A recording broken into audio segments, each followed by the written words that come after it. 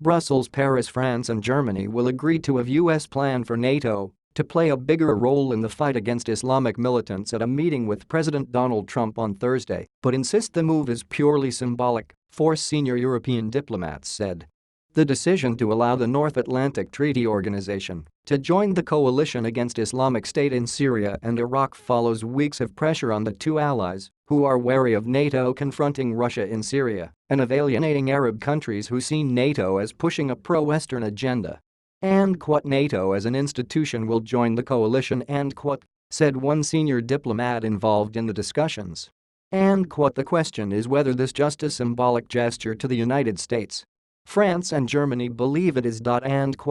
All 28 NATO ambassadors agreed in Brussels on Wednesday on NATO joining the coalition, paving the way for leaders to endorse the decision on Thursday, a second diplomat said. Flying to the NATO meeting in Brussels with Trump, U.S. Secretary of State Rex Tillerson said on Wednesday it would be an important step for the organization to join the U.S.-led 68-nation coalition. I think THEY and APO's going to support NATO joining and becoming a formal member he said, referring to a couple of countries that are still thinking it over but not giving details.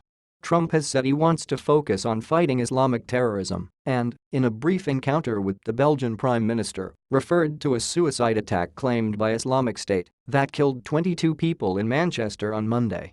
It poses a horrible situation, unthinkable. But we will win Trump said. We are fighting very hard, doing very well under our generals, we will win this fight. A senior French diplomat said Paris was ready to accept NATO joining the coalition fighting Islamic State, but that its role would be limited to training and intelligence, things allies were already involved in.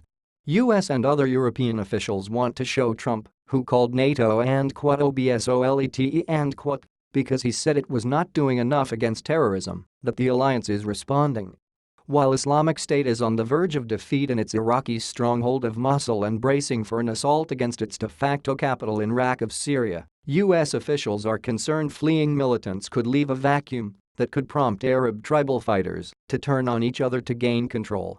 All 28 NATO allies are members of the coalition, but the alliance as a formal member could become more involved, contributing equipment, training and the expertise it gained leading nations against al-Qaeda and the Taliban in Afghanistan.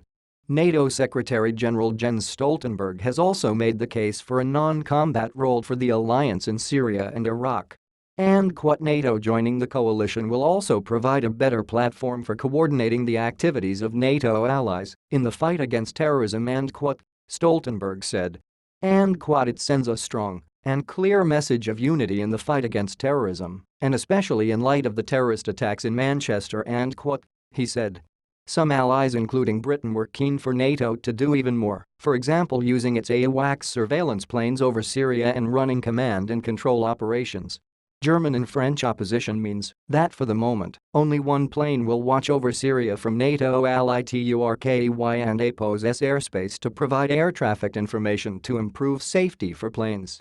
French government spokesman Christophe Castaner told reporters that President Emmanuel Macron would speak to Trump at their lunch in Brussels on Thursday and that he understood Trump and APO's call for a greater NATO role in Syria and Iraq.